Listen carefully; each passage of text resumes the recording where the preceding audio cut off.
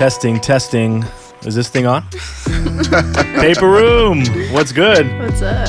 Danny here alongside Pastor Nick. Nick is my government name. Isha Muggy. Not Geta anymore. Don't forget For that. 3 months Yes. now. 3 months married. How we doing, y'all? Everybody good? Yeah, Paper Room. good. Welcome back. You know? Paper Room Podcast, young adult podcast, just to talk about the craziness of life. We were kind of reflecting just a while ago before recording this. We felt like we've been doing this for a long time, but we started this year in 2022. I don't believe that. Which is wild. Go back and look at the tape. It's been a long year. We thought we started man. We thought we started in 2021, but we started in 2022. But it's been fun. This is now episode 16 All right. that we are about Sweet to drop 16. and release. So it's gonna be sweet. It's gonna be good. Might get a little sour. We'll see. But I'm excited about this. Our whole goal, as always, is to help young adults navigate the craziness of life and follow Jesus as they're just going through life, having to make big decisions about just your career, your calling, your relationships, your life, and as you're a disciple of Jesus. That's our big goal. But what we want to do kind of moving forward in Paper Room is we want to introduce something we're calling segments, right? So throughout the episode, we may kind of take the next 5 minutes or so to kind of break down a specific segment, a topic, something like, hey, what book are you reading right now that you want to recommend? Or something like, here are my top 5 restaurants I love eating at, something of that nature. So here's the first segment we're doing. Top 3 struggle meals. Struggle meals. Struggle meals. We'll save that young one. adults got struggle meals. That's true, yeah. Yeah, You go Taco eat Bell. something that, after a long day when you failed your test. But here's the segment we're doing today. We're doing top 3, and the motivation came a little bit from Spotify Wrapped, which is always a fun time. I'm sure all you guys who are on Spotify check out your Wrapped and you posted it. You wanted everybody to see who you're listening to, your top artists, your top songs, your top genres, all that good stuff.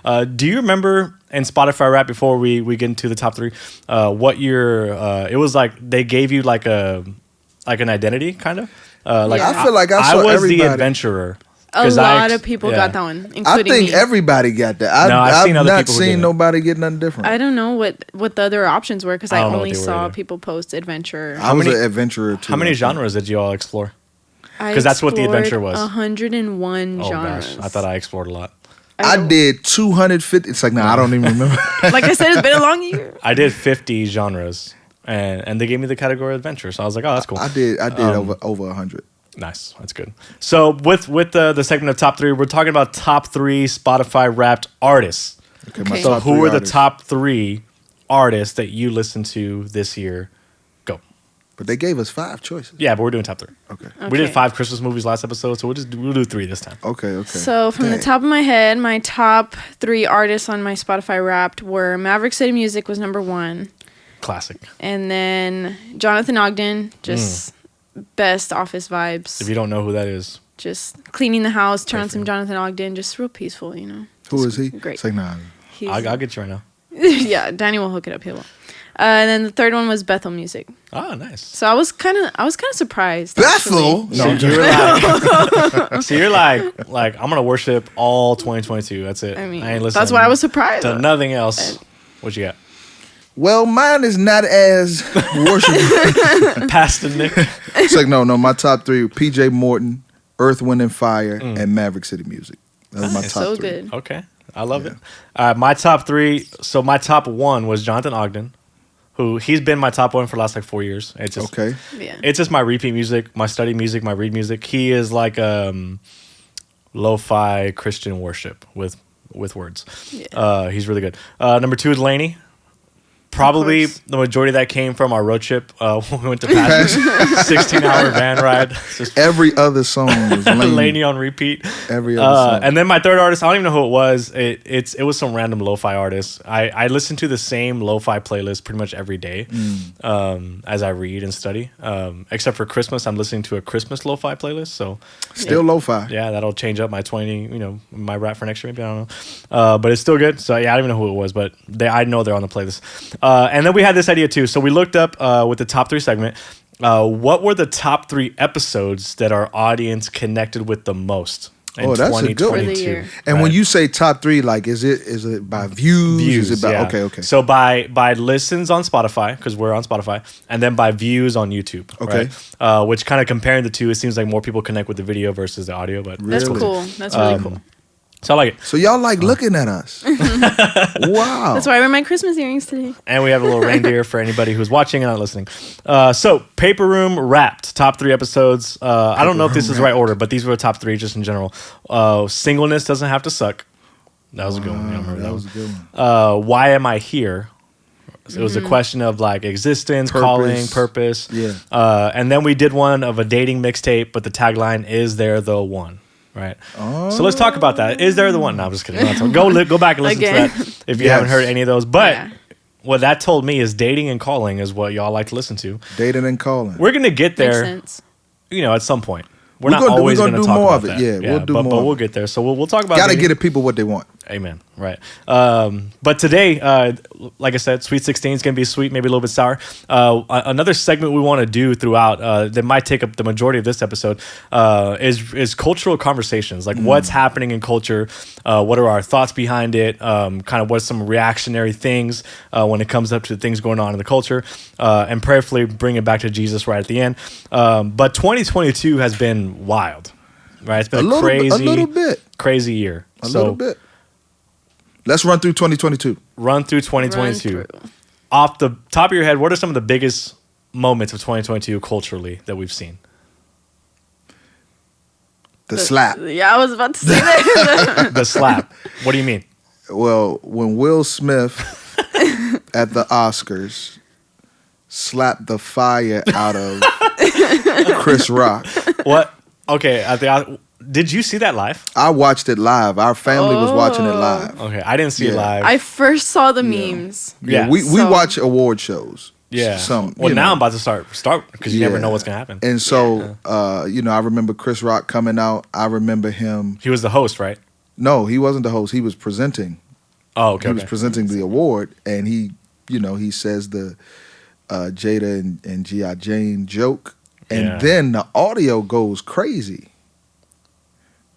And then you hear Chris Rock go, "Uh-oh," Yeah. and then you see it, and then it was just like, weird, like what's happening on the Oscars? Yeah. Did you feel like it was staged? Or did it feel real? No, I didn't think it was staged after you saw the look in Will Smith's eyes. I was like, this brother, he ain't acting. Like, this ain't Ali. Yeah. You know what I mean? This ain't Men in Black. This is this is Will right now, and it ain't, And then you see Lupita Nyong'o in the back like, oh, she just getting live, So The slap that changed the world. yeah, it was rough. I saw it on The social slap media heard around afterwards. the world. Yeah.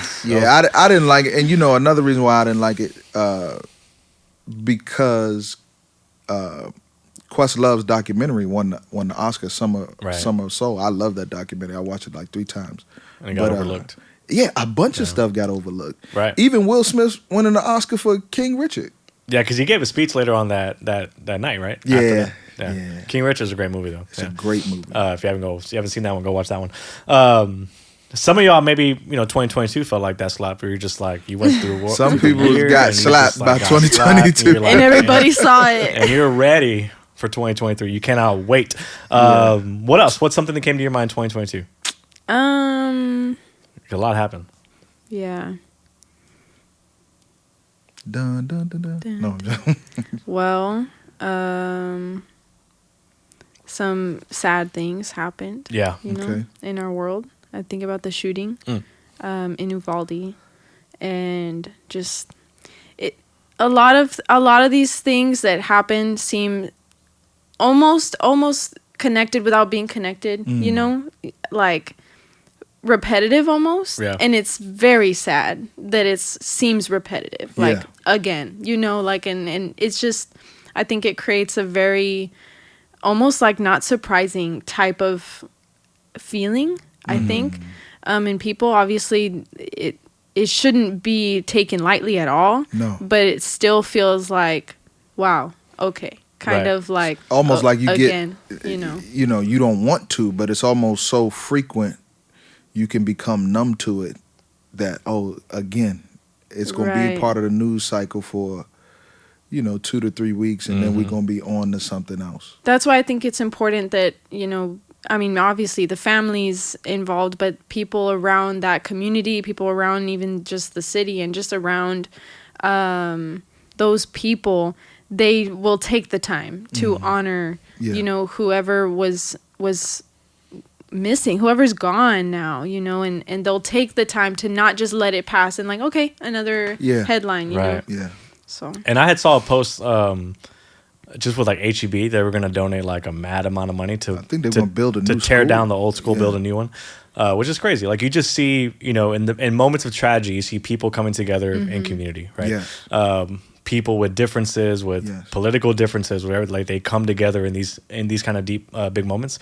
And it's funny too. Me and buddy of mine were joking about that too, with because political polarization is a big, not just 2022, but the past several years of social media painting this picture that we're extremely disunified as a country right now. But then my buddy was like, "Man, this World Cup made me forget about all the disunity happening in our country right now, because people are coming together. Like everybody's a soccer fan all of a sudden, right? Even no one watched soccer, and no one's gonna watch soccer again for another 4 years, right? But you just see these moments that bring people together, and sadly, it man, sucks that tragedy has to do it. Yeah. Yeah. But that was a major moment of 2022. Yeah, that was hard. That was one. I think about the Russia attacking Ukraine. That was I mean, sparking potentially another world war. Yeah. And the reason I bring that one up is because I remember just like scrolling through TikTok and seeing like people like just living in Ukraine trying to go get some groceries, and they're literally like just posting TikTok videos of here's what my day looks like, and they're like in a dungeon trying to get some shelter and some safety, and they're trying to literally sneak out. Yeah. Go to get some groceries, go back into the dungeon. And there was this girl on TikTok that went viral because every day she just kept posting videos of like, this is what's happening to my city right now. She would go outside and just post all the rubble and all the stuff that got destroyed. I can't imagine living like that. It's nuts, right? And following her story, she ended up evacuating and ended up like on Good Morning America or something and shared her story. But it was just nuts seeing that documented reality of what was going on. I was reading this year. I read Bomber Mafia by Malcolm Gladwell. Book. Yes, and it just made book recommendations. Great book. Bomber Mafia. One of the things that struck me is Gladwell talks about how when Germany was blitzing England, like it did the opposite of what Germany thought it would do. Right. Yeah. That's what's happened with Russia and Ukraine. The people aren't afraid. The people are getting very resilient, and I mean, Ukraine fighting back. Yeah. Their strategy didn't work. Maybe Elon Musk bought everything. Or bought Twitter. So Twitter. Speedo Papas. Yeah. Was it 40? He was in Brownsville eating a Speedo Papa. Well, that's where he lives right now. Maybe not permanently, but he has a house. Yeah, he was chilling. So with what is it, SpaceX? Mm-hmm. But he bought Twitter. Was it 45 billion? Something $44 billion. $1 billion off. Yeah, which is just mad to think about it. One of my favorite moments was when he walked into the headquarters with the sink. Yeah. Hashtag or tagline, let that sink in. It's like, brother, you spent $44 billion to make a joke, man. To troll people. This is the most expensive troll of all time. Yeah. Yeah. But yeah. But it's been crazy to see what that happens. Trying to bring back free speech on Twitter and bringing people back in. I don't want to get into politics, but even like he laid out a poll like, should we allow Trump back? And they were like, no. It was 50-50, and it won. It was like 51-49. Yes, won? Yeah. Oh wow. And I think Trump is back on Twitter. I think he's back. Another person's back on Twitter is Kanye, right? Kanye's first tweet back. We got to have a moment of silence for Kanye, man. Just because. Take 2 seconds.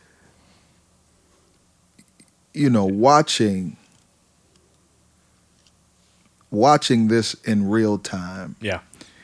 It I'm not gonna lie, it gets to me. Mm-hmm. Because I was and I still am, a fan of his creative ability, creative genius, his music. Mm-hmm.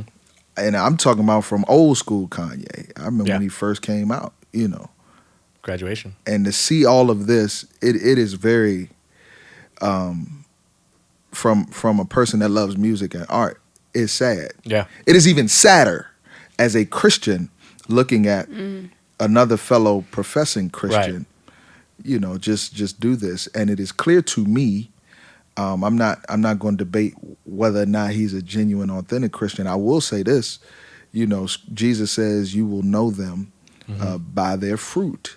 And right now he is not bearing fruit consistent with somebody that's a follower of Jesus Christ. And it is also evidence that he is not being discipled by nobody. Right. And so that just goes to show me no matter how much money you have, how much privilege you have, how creative you are, it don't matter how many dollars you have. Yeah. Christians cannot escape being discipled. Right. Oh gosh, yeah. Yeah, and I remember when the Jesus King album came out. Great album. Still living in the city of New York, and all over Times Square, every digital billboard, all over Jesus King. Yeah. That's and I was like, right. man, this is crazy. Yeah, it's awesome. That's powerful. It's awesome. I loved it. I loved that album. It was wild, like to see all that happen, but then to see, like there's moments where you see like, oh, like Kanye's doing great, and then moments where it's like, man, like you said, like we need to take a moment of silence for him. But the statement that you just made right now, it doesn't matter how much money you have, power, influence, platform, the size of your platform, all that stuff. You don't go far, deep, whatever you want to use in Christianity in relationship with Jesus without discipleship, right? No. And so I want to pause right there really quick and talk about the purpose of discipleship, right? The need for discipleship, and even the need for like accountability, because I think every time we see exposure happen, on this sort of platform, I think it always trickles down to a lack of accountability, to use like kind of I guess secular term, but in a Christian term, spirituality term, a lack of discipleship, that he doesn't have anybody speaking into his life from a Christian perspective. Yeah, sure. I'm assuming this. I don't know this, but like you said, we're known by our fruit. Right, yeah. And so I guess just the question I have is how important is the role of discipleship for us as believers of Jesus? And what are some practical things that we can do to just be discipled, I guess, and to have those people around us that are pushing us towards Jesus? Well, for me personally, like I noticed the benefits. Like as soon as I realized what discipleship was, and I knew like I gotta ask somebody, I gotta get somebody like in my corner to be, just in my life as I go through things, as I'm trying to grow in my relationship. I need somebody older, somebody that's wiser, somebody that I can trust and lean on. I noticed the effects. And then I also noticed when, maybe that person, like, okay, that season ended, and then there was like a gap between somebody discipling me and somebody not. Then I could notice that change too. I noticed like, oh wow, I just made a decision and maybe nobody really knew I was going to make that decision, and it didn't have the best benefits for my growth or for my life. And so I think you'll be able to see the difference for sure. For anybody that's like, well, I don't even know if that person, they're cool and they're like smart and they go to church all the time, but I don't know if they're discipling me or not. Like specifically, you'll know when that person's intentionally, you should ask them or they'll ask you, but you'll see the difference in your life and your growth, knowing like, I have more than one person, or at least one person that is a strong believer, backing me up on this decision in life or this move I'm going to make. That's good. Yeah, Jesus, when he tells his disciples before he ascends to make disciples of all nations, baptizing people in the name of the Father, Son, Holy Spirit, teaching them to observe all that I have commanded you. And so the reason why I think discipleship is so important is because, it is two followers of Jesus Christ in real time following Jesus. Yeah. Which means sanctification is going to happen in real time. I'm not going to get it right. You're not going to get it all wrong. And so we get to follow Jesus Can together. you explain really quick what sanctification is? Yeah. So sanctification is a church word that I think is a theological word that I think is very important. Yes. And to sanctify something is to set it apart for, divine. I'm going to say divine use. And so our lives as Christians, we are in a constant state of sanctification, being set apart, Right. To look more like Jesus, to I would say be better positioned for God to use us. Yeah. And so, Which is what we for young adults who live in the area, you come to Tuesday nights, we Yes. talked about that for several weeks with saints together, right? Yes. That this is your identity, you're called to be a saint, set apart, holy, blameless, right? And it is this constant pursuit of this continually looking more like Jesus. Yeah, and it's the process that God takes us on until we see His face. It keeps Christians, I believe, sanctification keeps Christians from putting our faith on autopilot. And so there's always going to be something that we are growing in this Christian walk. And the beautiful thing about discipleship is this: God has followers from all walks of life, from all different cultures, and we need each other. And so that is really disheartening to me about this whole Kanye fiasco, because to me it's bigger than the business, it's bigger than the music. Right. I'm talking about this brother's soul Right. and his Christian witness right now, and we are seeing it go down the drain at the rate of tweets and YouTubes and interviews and all of that. Yeah, sanctification is huge, because I feel like it. I mean, I don't know if I'm right or wrong in this, but if you're not growing, then you're coasting, right? And so in that sense, I love what the Apostle Paul says, Philippians 3, is I'm striving towards Jesus. Paul has this very athletic type of language, like I'm trying to win the race, right? Like we run to win, like that's his mindset, and his whole focus is I'm removing what's behind me to strain forward to what's ahead of me, which is Jesus, right? The prize of Jesus. You can never coast up either. Right. Yeah. And so if you're coasting, you're not growing. And our hope is that you would grow continually in your relationship with Jesus, that process of the renewal of the mind. It's continual, like you said, until we see God face to face type of thing. And let me just say this while we talking about Kanye, because I think we could talk about Kanye, and he's such a big star culturally speaking. But let's drill it down. I see so many young adults and other, now there's a term, Christian influencers. Right. Yeah. Who have platforms and ain't a part of nobody's church nowhere. Yeah. They aren't being discipled. Nobody speaks into their life. And, I try to encourage the young adults here, like, before you're on a platform, you're a person to me that I think Jesus loves, and when Jesus loves you, He wants you to be a disciple. Right, yeah. So that's just a word of caution. We could talk about Kanye all day long, but how many of us are kind of in our Kanye state to where we're, pursuing things or, doing things without accountability. Right. Make it move. I ain't trying to get in nobody's business, but that. To me, one of the biggest things about discipleship and accountability is it requires so much humility, right? That we have to be willing to hear from a trusted person to tell us, to speak into our lives, to let us know the direction we're going. Like, hey, I see this in you, that you're doing this, you're going this way, and I don't know how healthy that's going to be for you in your walk, whether it's a relationship you're pursuing, a career you're pursuing. Like, I don't know if you're called to that type of thing.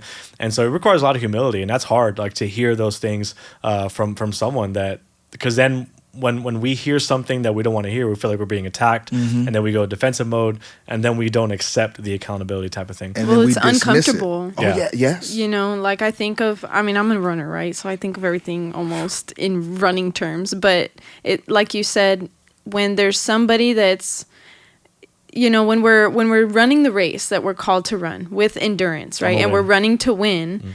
How many times does it help you when you have somebody that's faster than you running alongside you and you're trying to keep up and it hurts It's uncomfortable. I don't know nothing but about that. because you're trying to win, it's making you better because it's Yeah. pushing you. And when you're just running alone by yourself, you coast. You end up just coasting, and then you're not growing. You're not building anything from that. Yeah.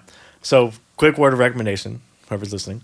If you're a believer of Jesus, you're listening to this podcast, are you being discipled? Is there someone in your life that is a trusted person that's pouring into you, that's speaking truth into your life, that is looking at the direction that you're going and willing to speak up?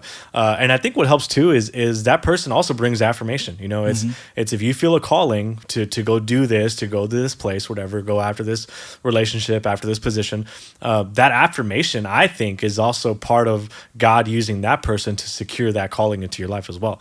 And that was huge for us, you know, when we felt called, you know, that people around us were saying, yeah, like I see that in you type of thing. And that kind of allowed us to continue to step forward. So when we have those people around us to speak life into us, it really helps us grow and to step into what God's calling us to do. And so, man, accountability is huge. And like I said, just when you see the things happening in culture, that exposure of what takes place from a person, a company, so much of it comes down to, I think, a lack of accountability, a lack of someone who is wise enough in the room to say, that's probably not a good idea. Right. Yeah. And then people listening to that person versus like saying, you know what, no, we're going to do this anyway. Because we want to do our own thing, be our own person. And it speaks, I mean, I think this can really get sticky right here, but it speaks to another major cultural moment, you know, Roe v. Wade being overturned this year. Huge. Big 22 I moment, think a generational defining moment. Roe v. Wade being overturned. Yeah. You know, what were y'all's initial thoughts about that? Well, this happened with Uvalde, with everything. My initial thoughts is always seeing what people are going to say about all this, right? Well, a celebration thought, but then I see like how are people reacting to this? Because it's an uproar. Of everybody. And this kind of happened before it happened because it was leaked. A little months, you know. And then, so social media, what it does is allows everybody to vomit their thoughts, right? And then everybody argues and all that stuff. And so like I posted this for Uvalde. I said pray before posting, right? I just put that on my Instagram and people on both sides were riled up. And so, because people were like, no, like we're done praying does nothing. And people on the other side were like, you know, yes, we do need to pray. And so it was just interesting to see those thoughts. And that's just from like the limited amount of people that follow me, which is crazy. But same thing. Yeah. Like I want to see what were people's thoughts and just seeing where is culture right now with this decision. And obviously there's an uproar of celebration, and as BT Church, we believe in the sanctity of life. And so we were celebrating, but then you also see so many people say we're going backwards, right? And just trying to see like, man, like it's hard to wrestle with those thoughts, right? That decision makes so many people feel like we're not progressing forward, that we're actually regressing backwards. And so it was nuts to kind of see that. But I always like seeing the cultural response. Yeah. I think it's the same for me. I mean, on a lot of things, I don't feel the necessary, I don't feel a necessity in addressing everything that happens in culture. That's why. One, I'm kind of a quiet person anyway. Like I don't feel very vocal just in general about a lot of things, but I'll listen. I love listening and watching and observing and analyzing things. And then of course I have my opinions, or I have my values that are set, you know, of course, like our standards that we get from God's word, his statutes, his promises. And then that is my anchor, and that's where I drive everything from. So then I watch on social media, and I don't always say anything, you know? So it's very interesting to just see, like, especially on stories, you know, one person after the other. You have a company, you have somebody that's like in your friend group, or you have somebody that's not so much your friend, but you know them. And then you have somebody that doesn't come to church, you know, they're not a believer. And so all those different, you know, voices, one right after the other, super interesting to see, and also heartbreaking. Also, like, it's just up and down. One person's like, yes, then the other person's like, oh, you know, like super upset, and then you feel for all these different feel for people both, yeah. and Yeah. all Yeah. these different emotions. You Yeah. know, like somebody that's very close to me might have a totally different opinion than I do. And you're having to just sit there and like, okay, how do I focus and regain the vision that God has given me for my life? You know, of course, this is culture. This affects our world. This affects so many people, not just myself. But I think we're always focused on like how this is going to affect all these people and all this, you know, this big, wide mass of people, whatever it is. But I think it's also like, okay, what does this mean for me? You know, I don't always have to say something because maybe I'm reflecting, or maybe I'm thinking about, you know, how am I gonna lead the next generation? I'm involved in student ministry, Right. or I'm involved in young adult ministry. Like, what does this mean for the people that are right here in my community too?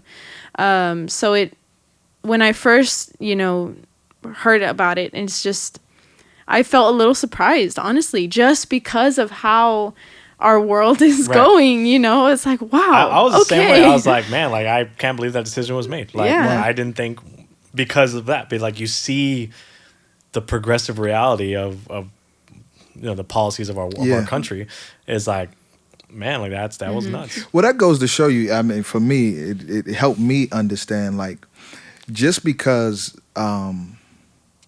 there's a particular view that has, I guess, the Social dominance. social dominance, that does not mean that it'll have, you know, it won't dominate the making of a decision. Right. Yeah. So that showed. To go back to Uvalde really quick, you know, everybody's response was, you know, take away guns type of thing. Right. Which is a very, you know, democratic view, you know. Reactionary. Right. I mean, but then that county voted red. That's what I saw on Instagram. I was like, oh, that's interesting. But yeah, you that's know, it. just because something, Right. you know, dominates the narrative, it don't mean it's going to dominate the decision. Yeah. And you know, I think it goes back to, you know, we can love people and not agree with people. Yes. For God so loved the world that he gave his only begotten son. It does not mean that for God so agreed with the world. So agreement is not equal to love. Right. And the thing about Roe v. Wade that I think is so important is this, because Roe v. Wade did not outlaw abortion in America. It didn't. What Roe v. Wade, the reversal of Roe v. Wade just sent it back to the states. It just basically Right. said nobody has a constitutional right, you know, to terminate their pregnancy. And so I think it's a great opportunity now to set the stage for more compassionate policy. You know, not just policies of convenience, you know, because, you know, people could talk about, well, what about, you know, women who are raped and Right. violated, and people who have, you know, difficult pregnancies and things like that. And my thing is, we can have those conversations for those situations. But a blanket, Right. everybody has a right to terminate a life, that is problematic for any culture. Yeah. I mean, it's, you know, and I believe, you know, we're standing on the word of God, but just common sense, you know, if I don't feel like I want to do this, you know, I'm going to end this life. Like, come on, you know, really. And so another thing that I think is very important is the framing of the conversation. Like, just because I'm pro-life, it doesn't mean I'm anti-women. Right. Yeah. You know, I'm Yeah. pro-life and pro-women. That's why I advocate for having more compassionate policy. Like, we're not just pro-life, we're pro all of life. And so we need policies that feed the kids and help the kids and you know, ensure the mothers and ensure the kid. Like, I believe we can do that. I think we can do that. I think there are enough resources around to do that. You know, one of the things that 2022 also showed me, going back to the Ukraine, is when Russia attacked Ukraine, our government found money and approved money right away to help the Ukrainian government and people. And I get that. I'm just like, If the pen can move that quick on that stuff, Right. I'm not a policymaker. I'm a pastor. You just watch though. If the pen can move fast on that, well, let's move fast on some compassionate policy for these children and mothers that we want to be born. You know, so yeah, no, that's good. Yeah, a lot going on, and I think the big thing with Roe v. Wade is being able to speak for the innocent, right? And so you're fighting for the innocent, not just speaking for them, which is why it's a big cause celebration, which kind of goes into a little bit of something that kind of happened more recently with the fashion design of Balenciaga, right? Is they released an advertisement that I don't know if the children knew what they were doing. Probably guess not, right? What they were holding, you know? Okay. Right. And the picture, if you've seen the picture of what we're talking about. If not, I guess you can go Google it or something. But the children are holding items that they may not have been aware what they're doing. I don't know. I haven't done a lot of research on this, but maybe my thought is hold this. We're gonna take a picture. Okay. Advertising, right? So they're not able to speak for their innocence of what they're doing. But then publicly portraying a very grotesque advertisement, right? And so I think what's going on with Balenciaga is a crazy cultural moment. And what I want to talk about really quick is this, because we spoke about a lot of difficult things that happened in 2022, a lot of evil things that happened in 2022, and even looking at I would say evil of this advertisement. Can something good come out of something that's evil? Because there was an uproar of this, right? And what good came out of what happened with Balenciaga, if anything, right? Well, I think yes, good things can come out of evil things. What went down and what was exposed and all the different kind of it's not even controversy. It's really just like facts, like that we were presented with, and then certain people on TikTok or videos like, hey, did you know that this is connected to this? And they'll bring up other kind of things about that company that you didn't know or. And it's just facts, like not conspiracies. Right. I'm not really familiar with this one. What I saw personally, I follow Exodus Cry on Instagram, and they're totally anti-porn, anti-child abuse, anti-women abuse in the pornography industry,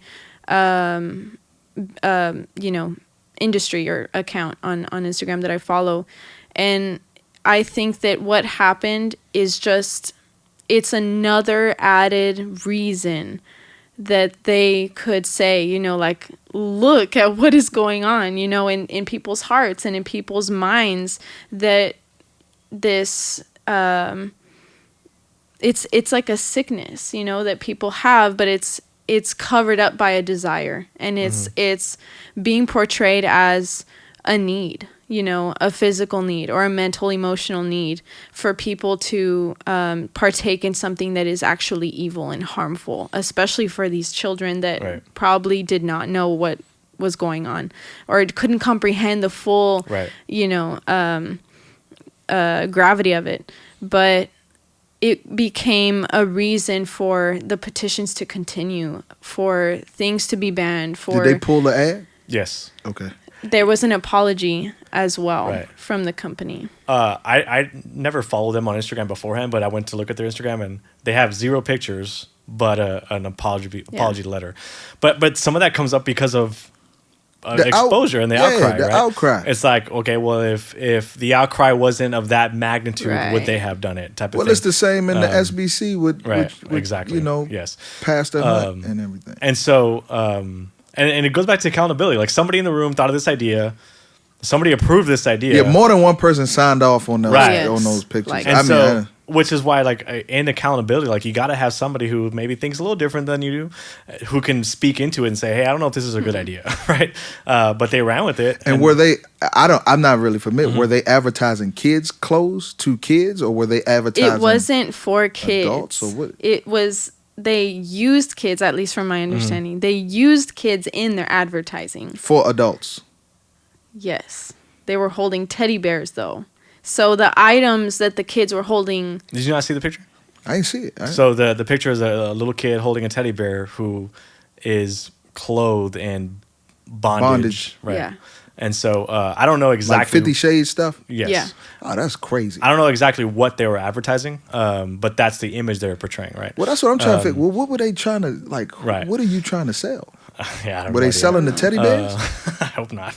But here's the thing. Going back to the accountability and all that stuff. And going back to the question of can something good come out of something evil? We saw the outcry take place, right? You've seen like just the craziness of advertising, right? Where now the normalization of women wearing minimal clothes, on a beer commercial is normal, right? It's going to come out on Super Bowls, it's going to come out whatever, like it's just normal. Like at one point that was like, whoa, that's wild, right? And so you just see this progressive view of advertising that kind of takes place, right?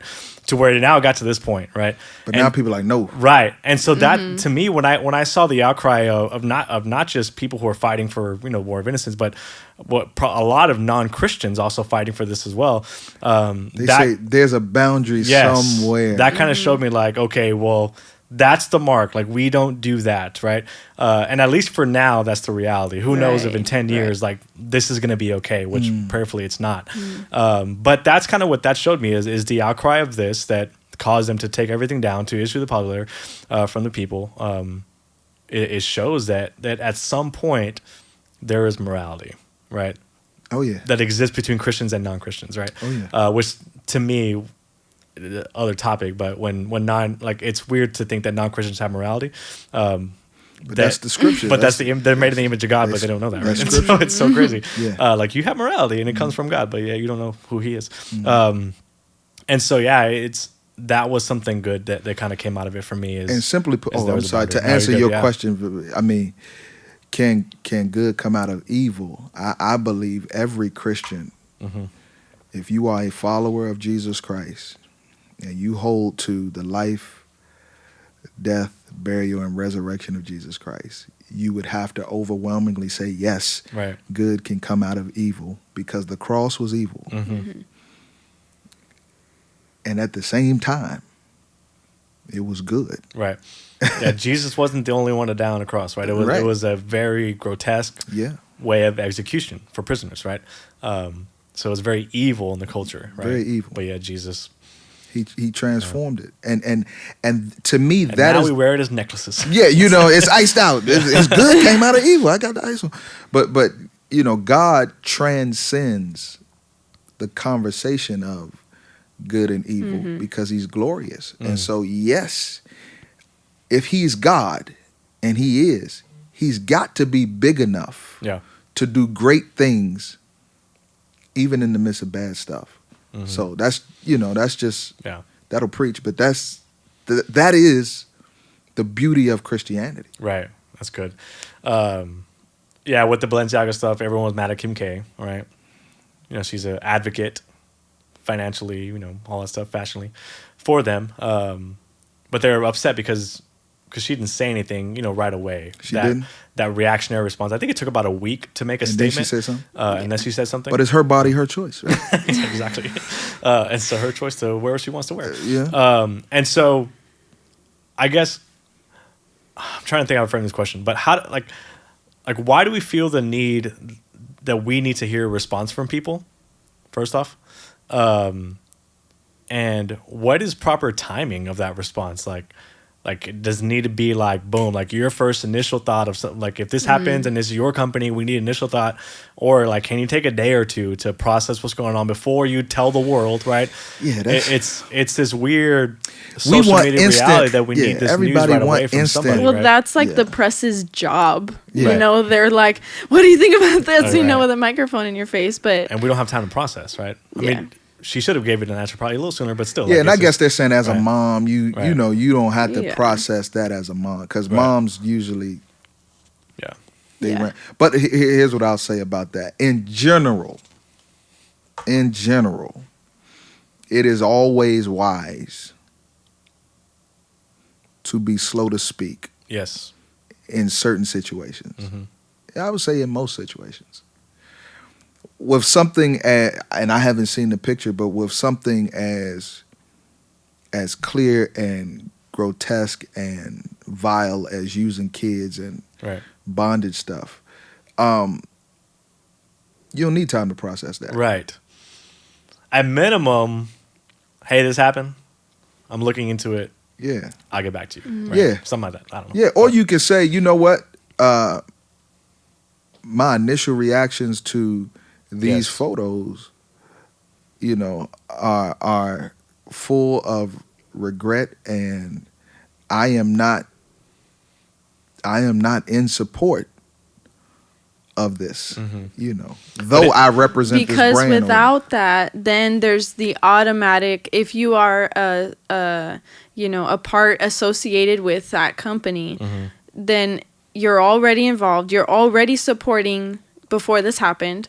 Then there's the assumption already, then, okay, they put out this, so you're a part now, of it. Christians got to be careful with that. Yes. Believers have to be careful with that. And the reason why I say that is because there were followers of Jesus on the Sanhedrin. You see what I'm saying?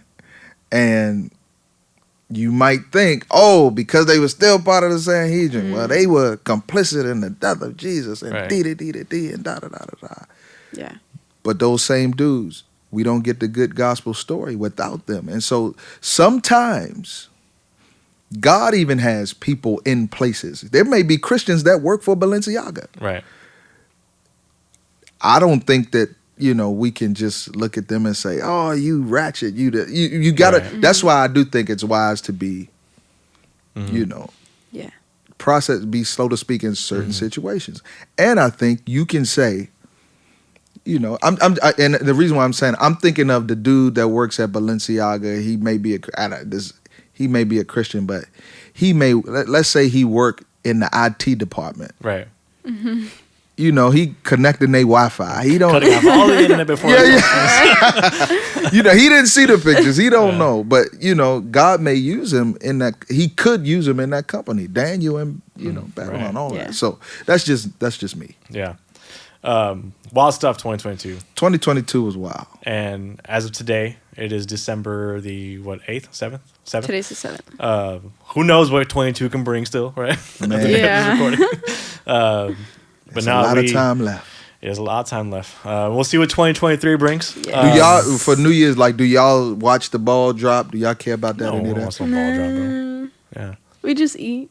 Just eat? We just eat. Do you at least stay up till midnight? Yeah. Okay. Yeah. Fireworks? Be like, woo, yeah. If I can, Sometimes. I'd love to. We'll that they're go wasting watch money. fireworks. Like, I think that me and some of I think that the family want to it's get memories. Fireworks. I'm like, can't create memories without money. No, I'm just kidding. New Year's Eve. Did y'all ever go to church on New Year's Eve? No. I grew up. We were in church for watch night service. Yeah. I actually missed that. Oh, I may not attend that if we did that. We should do a young adult Christmas Eve watch night service. Will young adults Christmas come to Eve church? Or New Year's Eve? New Year's Eve, not Christmas Eve. We come to church on Christmas I'm gonna let Eve. y'all do that. New Year's Eve. Go ahead. Well, Passion sometimes is over New Year's Eve. See? Yeah. But this year it wasn't. It was on New Year's Day. See?